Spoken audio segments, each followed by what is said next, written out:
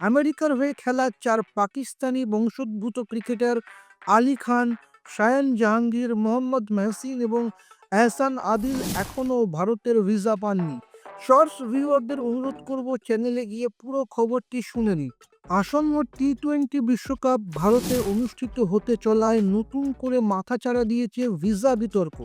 কিন্তু কেন বারবার পাকিস্তানি যোগ থাকলেই ভারতের ভিসা পেতে সমস্যায় পড়তে হয় ক্রিকেটারদের? ভারতের কড়া ভিসা নীতি কি তবে বড় কোনো বিতর্কের ইঙ্গিত দিচ্ছে?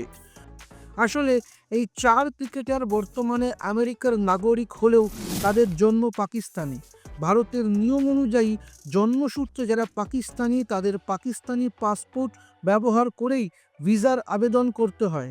আলী খান নিজেই ভিডিও বার্তায় জানিয়েছেন তাদের বিশ্বকাপ খেলা নিয়ে অনিশ্চয়তা তৈরি হয়েছে। তবে স্বস্তির খবর হলো বিসিসিআই এবং ভারত সরকার এখনও তাদের আবেদন খারিজ করেনি। ক্লিকবাজের রিপোর্ট অনুযায়ী বিদেশ মন্ত্রক সমস্ত নথি খতিয়ে দেখছে এবং সবুজ সংকেত পেলেই তারা ভিসা পেয়ে যাবে। এর আগে উসমান খোয়াজা বা শোয়েব বাসিরের ক্ষেত্রেও এমনটা দেখা গেছে। আপনার কি মনে হয়, খেলার মাঠে রাজনীতির এই প্রভাব প্লেয়ারদের পারফরমেন্সের ব্যাঘাত ঘটাচ্ছে? কমেন্টে আপনার মতামত জানান।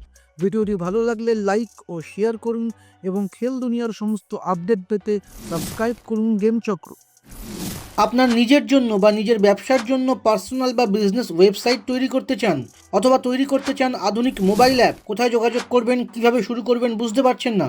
যোগাযোগ করুন নিচে দেওয়া ফোন নাম্বারে। আপনার সমস্ত প্রশ্নের উত্তর পাবেন এখানেই।